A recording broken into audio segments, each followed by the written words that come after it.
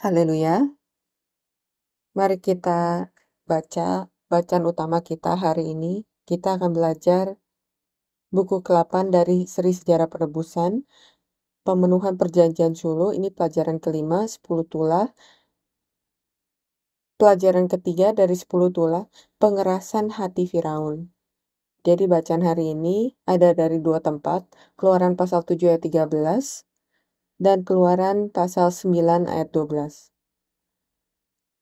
Saya bacakan ini, Keluaran pasal 7 ayat 13. Tetapi hati Firaun berkeras sehingga tidak mau mendengarkan mereka keduanya seperti yang telah difirmankan Tuhan. Keluaran pasal 9 ayat 12. Apakah kita harus baca bersama-sama? Satu suara, mulai.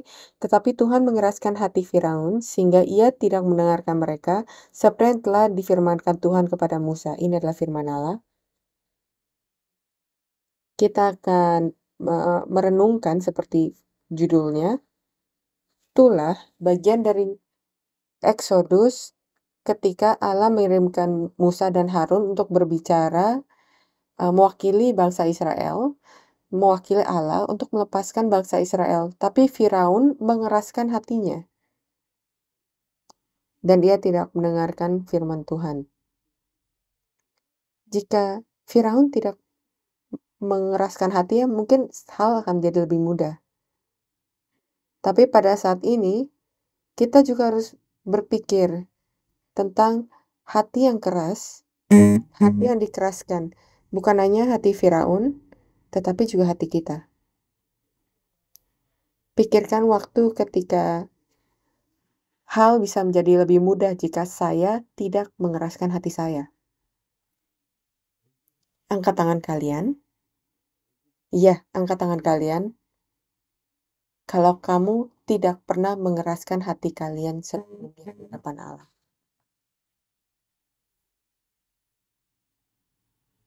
Apakah kamu berbohong? Nggak ada seorang pun? Mungkin kita bisa setuju, setidaknya sekali dalam kehidupan iman kita telah mengeraskan hati kita di hadapan Allah. Jadi sekarang pikirkan waktu atau waktu-waktu ketika kita telah mengeraskan hati kita. Apa hasilnya?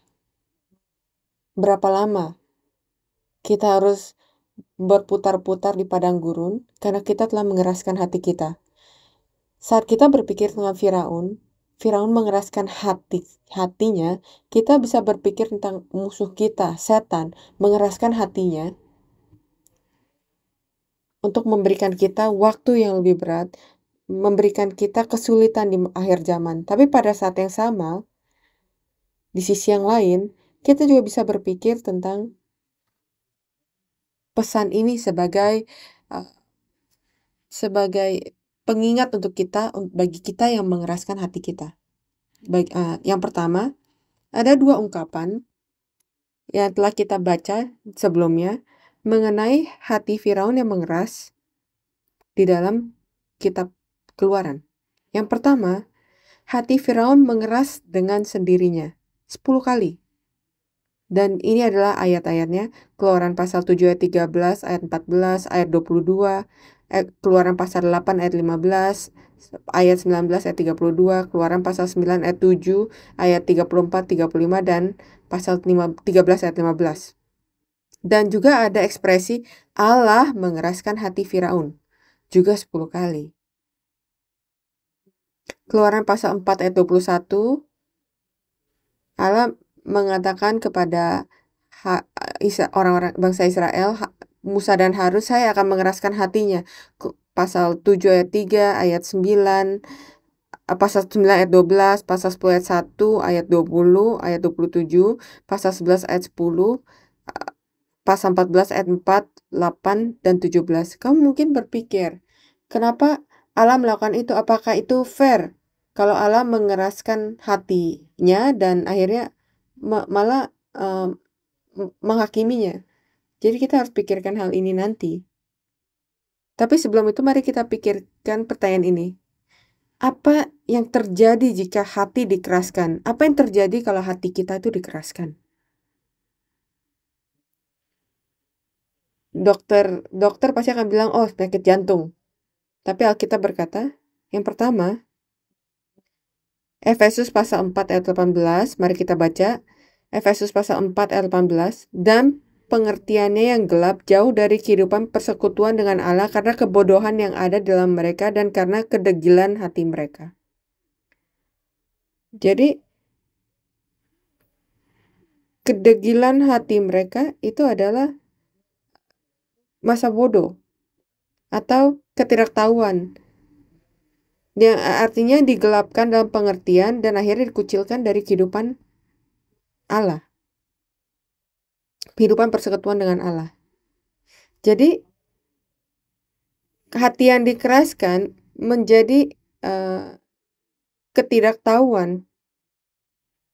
Dan di dalam Alkitab, hati itu adalah asal muasal kehendak kita, keinginan kita. Hati kadang-kadang itu adalah asal muasal dari motivasi kita. Dan kalau hati kita menjadi keras, mata kita untuk melihat dengan benar, telinga kita untuk mendengarkan firman Allah, itu menjadi tumpul. Apakah kamu pernah sangat sebel sama seseorang, hati kamu tuh menjadi sangat dikeraskan terhadap orang itu, dan ketika hal itu terjadi, kamu bahkan gak mau ngelihat orang itu. Dan ketika hal itu terjadi, kamu gak mau dengar suaranya, ya kan? Tapi kita berbicara tentang hati kita yang menjadi keras terhadap Allah.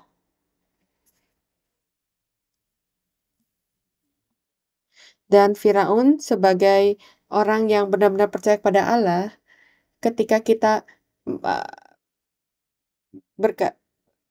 kita bilang kalau kita orang Kristen, kenapa kita mengeraskan hati kita kepada Allah? Jadi kita tahu kenapa kan? Karena kita pernah melakukan itu. Hal terjadi. Dan kadang-kadang ini melawan kehendak Allah, kehendak Allah versus kehendak kita. Firman Allah melawan keadaan kita sekarang. Dan kita sebut itu sebagai saya sakit hati. Kadang-kadang firman Allah itu terdengar sangat menyinggung saya. Allah menusuk saya. Kadang-kadang saya tidak bisa bertahan, saya tidak memiliki kekuatan lagi untuk memeluk, untuk menerima, dan untuk melawan. Yang kedua, ketika hati dikeraskan, Alkitab mengatakan pikiran yang terkutuk. Roma pasal 1 ayat 28, dan karena mereka tidak merasa perlu untuk mengakui Allah, maka Allah menyerahkan mereka kepada pikiran-pikiran yang terkutuk, sehingga mereka melakukan apa yang tidak pantas. Jadi, pikiran yang terkutuk dijelaskan sebagai mereka tidak merasa perlu untuk mengakui Allah. Jadi ketika hati kita dikeraskan, kita menjadi masa bodoh, menjadi bodoh secara rohania, hati kita menjadi jauh, dan sebagai hasilnya,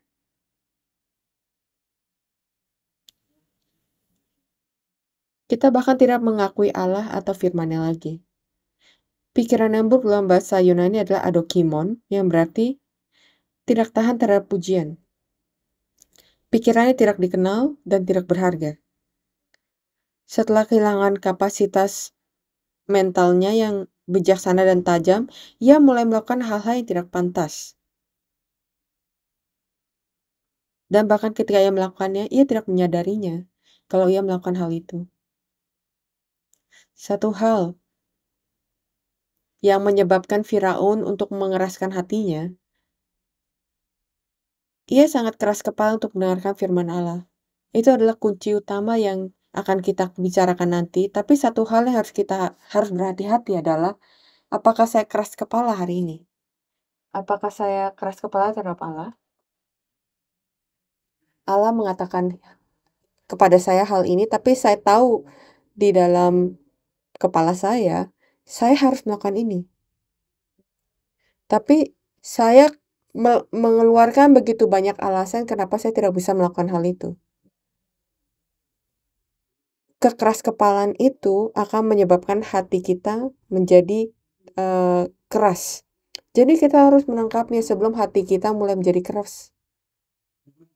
Apakah saya menjadi keras kepala terhadap Allah? Apakah saya memberikan banyak alasan kepada Allah? Yang ketiga, perasaan menjadi tumpul. Efesus pasal 4 ayat 19. Kita sudah baca ayat 18 tentang kekerasan hati, dan ini diteruskan, perasaan mereka telah tumpul sehingga mereka menyerahkan diri kepada hawa nafsu dan mengerjakan dengan serakah segala macam kecemaran. Jadi, kamu bisa lihat bagaimana hal ini menjadi lebih intens dalam hal dosa. Yang pertama, kita mulai dengan bodoh atas firman-Nya, pura-pura nggak tahu. Terus pikiran kita terkutuk, kita tidak merasa perlu untuk mengakui Allah. Kadang-kadang kita merasakan kalau kita perlu kembali kepada firman ketika menghadapi kesulitan. Tapi kalau hati kita dikeraskan, kita masa bodoh dengan itu. Kita tahu kalau kita harus mendengarkan firman Allah, tapi ketika hati kita menjadi dikeraskan, kita tidak mau mendengarkan firman Allah lagi. Ya kan? Kita tahu Allah melihat kita, tapi kita tidak mau mengakui kalau Allah itu hidup sekarang atau melihat saya sekarang atau bersama dengan saya. Jadi ketika perasaan kita tumpul itu adalah waktu ketika insensitif atau tidak merasakan sakit karena ketebalan kulit. Jadi orang pemain gitar itu kulitnya menjadi tebal, ya kan? Jadi ketika mereka menekan senarnya, mereka tidak merasakan sakitnya lagi. Orang yang belajar main gitar itu awalnya jarinya sakit. Sebelum hati kita dikeraskan, kita memiliki kesadaran diri. Kita tahu sakit, kita tahu merasa bersalah, tapi setelah itu kita nggak merasa bersalah lagi. Ketika kita mengacuhkan Allah, ketika kita tahu kalau kita hidup tidak sesuai dengan firman Allah, hati kita menjadi tumpul tanpa kita tahu dan kita menjadi terbiasa dan kita pikir oh Allah belum menyambar saya sampai mati, jadi harusnya oke, walaupun saya nggak hidup sesuai dengan firman Allah, kita mulai tidak merasakan apapun. Saya benar-benar berdoa kalau kamu dan saya belum sampai pada tahap ini dan tidak akan pernah sampai pada saat ini. Tapi bahkan ketika kita sampai di sini, mari kita berdoa kalau Allah akan melembutkan hati kita. Karena kalau kita terus berjalan seperti itu, maka akan ada waktu ketika Allah akan mengeraskan hati kita seperti yang Ia lakukan kepada Firaun. 1 Timotius pasal 4 ayat 2. Olah tipu daya pendusta-pendusta yang hati nuraninya memakai cap mereka. Hati nuraninya itu telah tertipu.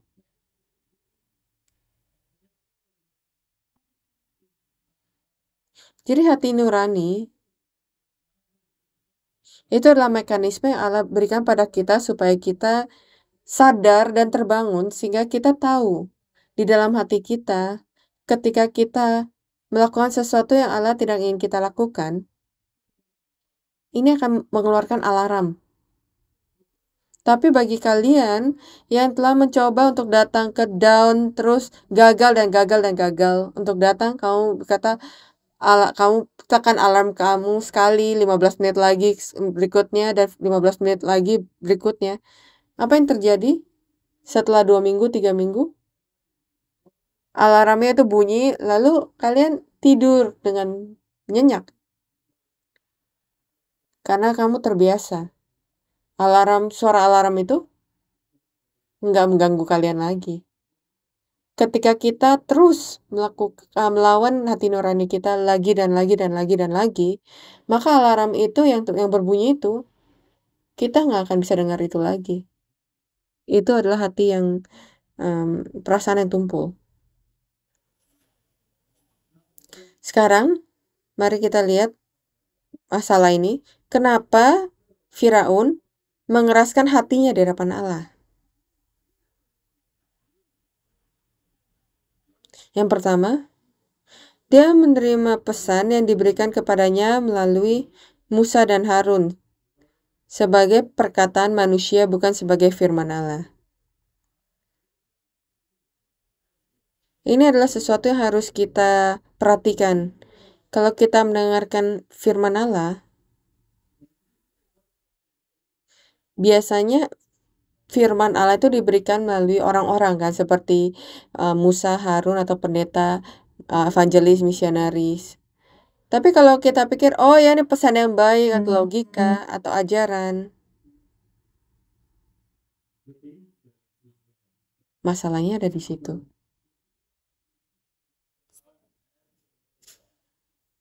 Kalau kamu melihat firman Allah seperti firman Allah hanya sebagai ajaran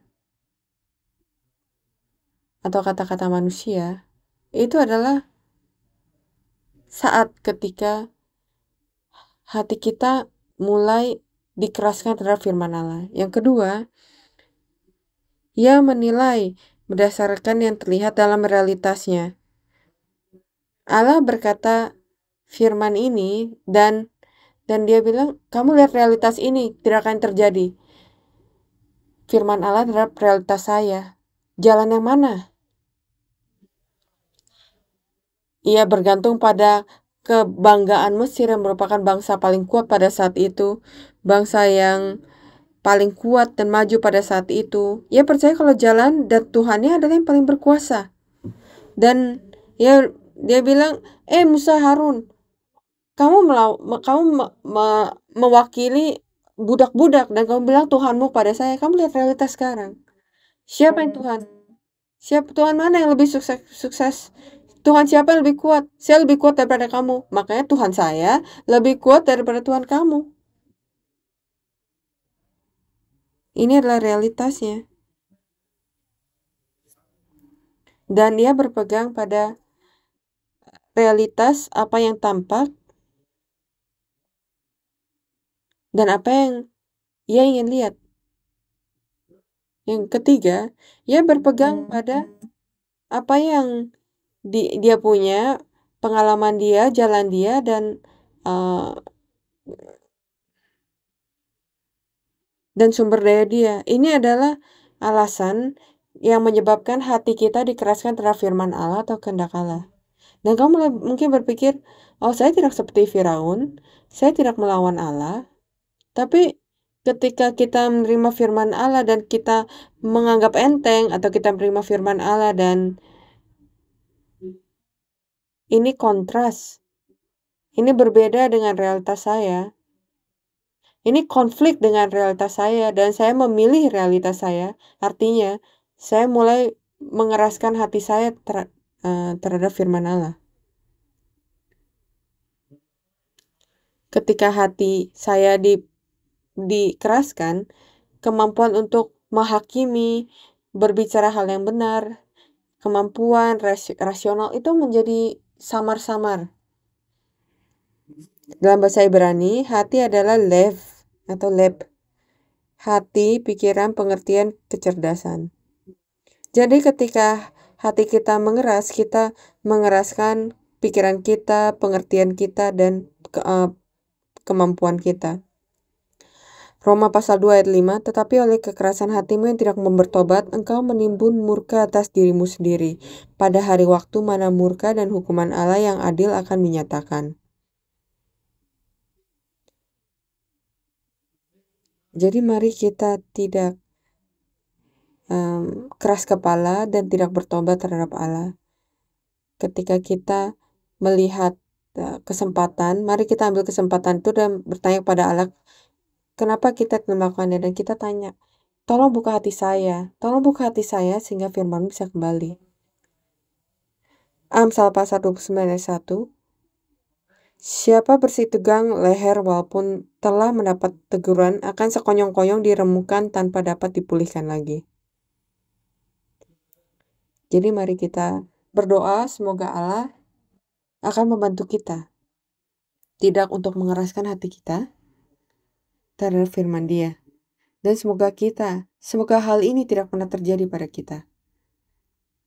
Yang terakhir, kenapa Allah mengeraskan hati Firaun? Ini pertanyaan yang sangat besar ya. Dan saya pernah nanya sebelumnya, di mana kehendak Firaun dia bisa melembutkan hati dia kembali kan setelah 10 kali. Kenapa Allah mengeraskan hatinya dan menghakimi dia? Bukannya itu terlalu jahat ya? Jadi bagaimana kamu menjawab pertanyaan ini? Boleh nggak kita miliki forum terbuka di sini? Kamu jawabnya bagaimana? Apakah ini nggak adil buat Firaun? Kalau Allah mengeraskan hati dia?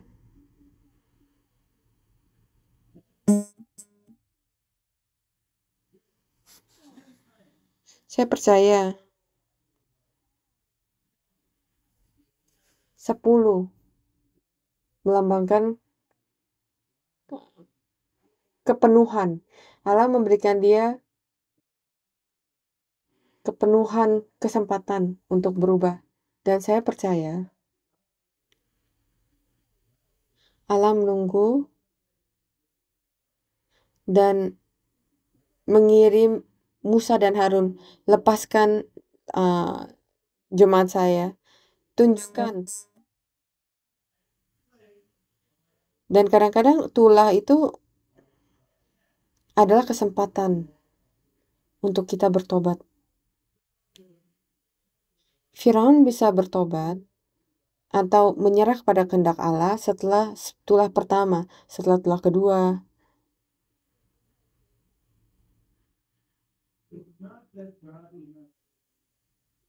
Itu bukan Allah tidak memberikan dia kesempatan, atau Firaun tuh orang yang sangat baik, orang benar-benar percaya, lalu Allah mengeraskan hatinya, lalu Allah menghakimi dia. Allah mengeraskan hati Firaun. Dalam bahasa aslinya, kata mengeraskan itu artinya menjadi lebih berat, untuk menekan. Dan itu artinya Allah mengeraskan hati Firaun, itu adalah awal dari penghakiman. Dia mengeraskan hati dia sendiri 10 kali. Lalu sekarang, dari saat ini, penghakiman dimulai. Ketika penghakiman dimulai, ketika saya mau bertobat, saya udah gak bisa bertobat. Kamu tahu betapa sulitnya mengetahui kalau kamu tidak melakukan hal yang benar, tapi kamu tidak bisa berbalik. Mengetahui kalau kamu tidak melakukan hal yang benar, itu berat di hati kamu, tapi kamu tidak bisa melakukan apa-apa. Saya benar-benar berdoa kalau kita tidak akan sampai ke tahap itu. Mengeraskan hati menuntun ke pengerasan yang lebih lagi, seperti ketidakpercayaan lebih lagi, bersungut-sungut, mengarah kepada bersungut-sungut yang lebih lagi. Tapi ketika kita punya syukur akan melahirkan syukur yang lebih banyak lagi. Kita belajar kalau pengerasan hati Firaun terhadap kehendak Allah itu hanya menambah terhadap kekurangan dia, seperti yang telah kita baca sebelumnya. Kemarahan Allah itu dikumpulkan.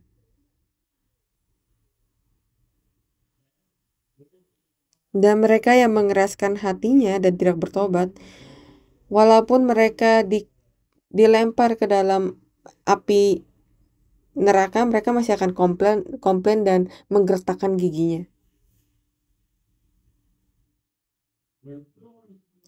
Mereka dilempar ke dalam kegelapan, akan ada kesedihan, ratap dan gertakan gigi. Jadi kesimpulan, bagaimana kita menghindari hati kita menjadi keras dalam mengikuti firman Allah? Yang pertama, kita perlu belajar mengesampingkan sikap egois kita dan memahami kehendak Allah. Kita harus belajar untuk mengerti kehendak Allah. Seseorang memberitahu kepada kita bagaimana kita menghadapi masalah kita dan masalah keluarga kita. Dan bilang, coba lihat dari sudut pandang orang ketiga. Kadang-kadang kita sebel, kadang-kadang kita menjadi emosional karena kita ada dalam tubuh kita. Dan kalau kita melihat keluarga kita dan masalahnya, kita kadang-kadang menjadi emosi, marah, atau menjadi bias. Kita nggak bisa berpikir dengan lurus, kita tidak bisa melihat situasinya dengan benar. Dan ia bilang, coba kamu keluar dari diri kamu sendiri, cobalah itu. Dan coba untuk tulis itu, atau katakan itu, dalam sudut pandang orang ketiga. Bukan kepada saya sebagai saya, tapi dia.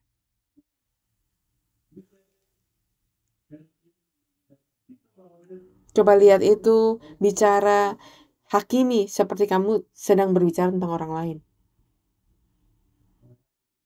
Kenapa saya memberikan contoh itu? Bapak leluhur kita, bapak leluhur iman kita dalam Alkitab, memiliki iman dan mata untuk, misalnya, ketika Abraham dikasih tahu Allah untuk menyerahkan Ishak, ia bisa mundur dari masalahnya yang Allah taruh ke dalam pundaknya, dan ia bisa melihat masalah yang lebih besar, gambaran lebih besar apa yang Allah lakukan. Dan bukan hanya melihat masalah saya, ia bisa mundur dan berpikir, oh, saya hanya satu orang dan satu tokoh di dalam sejarah penebusan dia yang sangat besar. Walaupun ia tidak tahu spesifik rencana Allah, ia bisa mundur dan berpikir dan melihat gambaran lebih besar, dan itu sebabnya ia bisa, dan bukannya mengeraskan hatinya, ia bisa taat dan mengikuti. Supaya kita bisa memiliki pandangan seperti itu, untuk memiliki iman seperti itu, Allah menaruhnya di dalam padang gurun. Allah menaruh Abraham melalui naik turun hidup dia sampai ia memiliki iman itu. Jadi kadang-kadang hal yang ditaruh oleh Allah, saya percaya kalau Allah melakukan itu supaya kita tidak mengeraskan hati kita pada akhirnya. Kita harus berdoa dan mendengarkan Allah. Kita harus berdoa saat kita tidak bisa melihat sesuatu, saat kita melihat hati kita itu menjadi keras. Kita harus cepat-cepat berdoa. Mungkin seperti ketika kamu melihat seseorang itu sakit jantung, kamu harus benar-benar memberikan CPR atau menelepon 999 atau 995, 991, 911. Apa yang terjadi kalau kamu telepon 911 di Singapura? Jadi kita harus benar-benar melakukan sesuatu, karena itu buru-buru, karena saat kita merasakan hati kita menjadi keras karena sesuatu terjadi atau segala hal alasan itu, kita harus bertindak segera pada kaki kita. Allah bantu kita. Jangan biarkan hati saya, jangan biarkan saya memiliki sakit jantung. Saya harus melakukan sesuatu.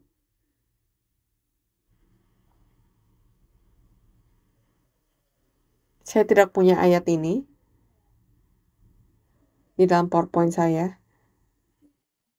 Jadi mari kita coba lihat di Lukas pasal 24.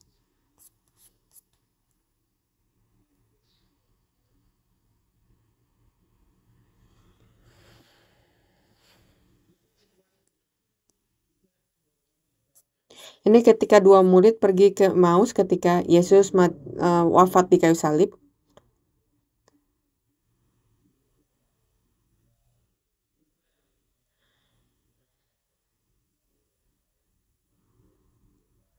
Kita kembali ke hidup lama kita karena Yesus mati. Kita begitu banyak harapan pada Yesus. Lalu ada orang datang dan mereka tidak kenal Yesus, dan orang itu berkata, kenapa kamu sangat lesu? Dan dia tanya, ada apa? Terus dia bilang, kamu nggak tahu orang ini yang namanya Yesus, kita dulu ikutin dia, tapi dia mati. Jadi Yesus mulai berbicara kepada mereka tentang Musa dan nabi-nabi. Pengertian Alkitabiah Musa dan nabi-nabi artinya itulah pekerjaan Allah, pekerjaan penebusan Allah sepanjang Alkitab. Jadi Yesus menjelaskan kepada mereka pekerjaan penebusan Allah dari awal sampai akhir. Sampai akhirnya sampai ke Yesus. Dan mari kita lihat, lalu ia duduk makan dengan Yesus, lalu tiba-tiba Yesus hilang. Mereka sadar kalau itu Yesus. Ayat 31, ketika itu terbukalah mata mereka dan mereka mengenal dia, tapi ia lenyap dari tengah-tengah mereka. Ayat 32, kata mereka seorang pada yang lain, bukankah hati kita berkobar-kobar ketika ia berbicara dengan kita di tengah jalan dan ketika ia menerangkan kitab suci kepada kita? Ya, lihat ya, ketika kita mengerti firman Allah, ketika mereka mengikuti Yesus, mereka nggak ngerti ternyata. Tapi sekarang setelah Yesus wafat, ia datang dan ia mengajarkan dia, menjelaskan pada mereka. Sekarang mereka mengerti dan hati mereka terbuka, dan hati yang dikeraskan sekarang mencair. Dan sebagai hasilnya, apa yang terjadi? Hatinya itu terbakar dalam hati diri mereka, dan mata dia terbuka dan mereka bisa mendengarkan firman Allah, dan hati mereka mencair menjadi lembut dan terbakar, dan mata mereka terbuka. Apa yang terjadi sudah itu? Mereka menyadari kalau itu Yesus. Dan ketika Yesus hilang dari pandangan mereka, mereka bangun dan mereka kembali ke Yerusalem. Itu artinya ketika hati menjadi terbakar lagi, bersemangat lagi, kita bisa melihat, kita bisa mengerti. Ingat, ketika hati keras, kita tidak bisa melihat, kita tidak bisa mengerti. Tapi ketika hati kita terbakar lagi, maka kita bisa melihat, kita bisa mengerti, dan itu akan menyebabkan tangan dan kaki kita untuk bergerak. Mereka baru datang di Yerusalem, tapi sekarang mereka kembali ke Yerusalem langsung. Kelelahan mereka itu hilang karena hati mereka itu terbakar, ya kan? Mereka menemukan cinta pertama lagi, jadi mereka kembali. Apa yang terjadi berikutnya? Bibir mereka terbuka, mereka mulai berbicara tentang Yesus, mereka menjadi saksi. Jadi, ketika hati kita mulai tertutup dan dikeraskan, mata kita tertutup, telinga kita tertutup, dan bibir kita tertutup juga. Tapi ketika hati kita mulai terbakar lagi dengan firman, mata kita akan terbuka, telinga kita terbuka, bibir kita terbuka, tangan dan kaki kita akan mulai bergerak. Semoga itu menjadi pengalaman yang dihadapi oleh Gereja Sion. Melalui pengertian akan firman Allah, semoga hati kita bisa terbakar. Bukan jadi lemah ya, tapi terbakar. Yang kedua, kita harus belajar untuk bersyukur. Kolose pasal 3 ayat 15-16.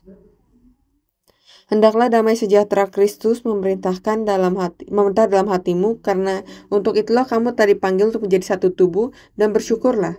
Hendaklah perkataan Kristus diam dengan segala kekayaannya di antara kamu, sehingga kamu dengan segala hikmat mengajar dan menegur seorang akan yang lain, dan sambil menyanyikan mazmur dan puji-pujian dan nyanyian rohani, kamu mengucap syukur kepada Allah di dalam hatimu. Jadi mari kedamaian Kristus ada dalam hatimu. Semoga kita memiliki syukur. Saat kita bersyukur, kedamaian akan ada dalam diri kita. Saat kita bersyukur, maka kekerasan hati akan berhenti. Yang terakhir, berada dalam persekutuan yang memberikan semangat terhadap satu orang yang lain dalam firman dan kasih karunia. Bisa bersama dengan teman-teman yang menyemangati dalam firman Allah dan kasih karunia. Ibrani pasal 3 ayat 13. Tetapi nasihatlah seorang yang akan yang lain setiap hari selama masih dapat dikatakan hari ini, supaya jangan ada di antara kamu yang menjadi tegar hatinya karena tipu daya dosa. Semoga kita bisa menyemangati satu dengan yang lainnya dengan doa, dengan firman, satu dengan yang lain, sehingga satu dengan yang lain setiap anggota hati tidak akan dikeraskan. Semoga kita tidak menjadi alasan kita mengeraskan hati kita, tapi semoga kita bisa menjadi alasan hati itu menjadi terbakar dengan firman Allah, dengan Roh Kudus. Dan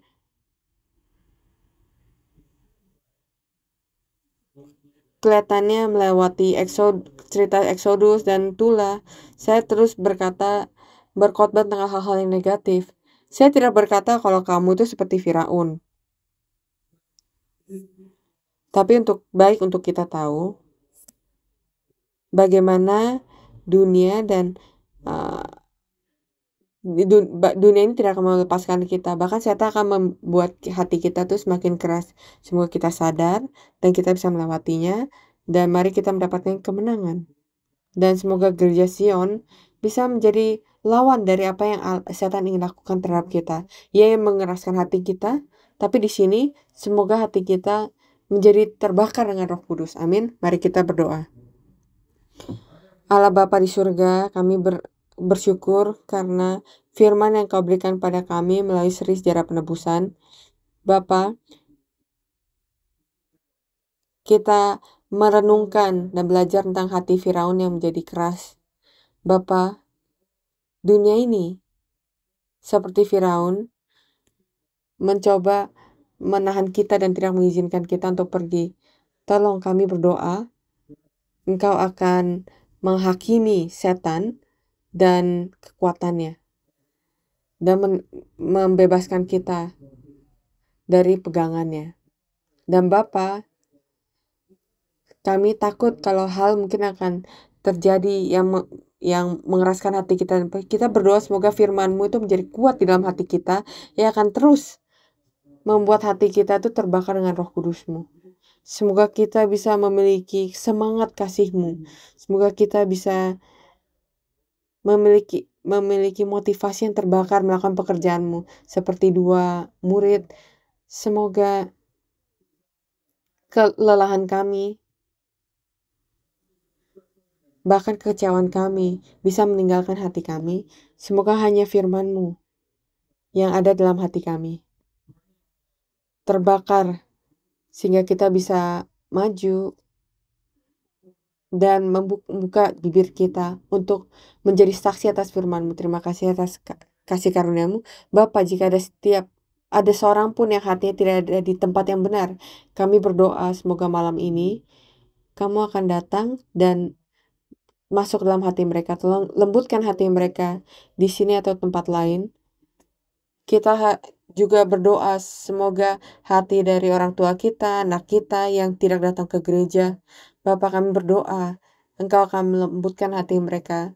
Izinkan Injil, kasih dari Kristus bisa masuk dalam hati mereka. Terima kasih Bapa atas kasih karunia-Mu. Dalam nama Yesus kami berdoa dengan penuh rasa syukur. Amin. Mari kita bersyukur pada Allah.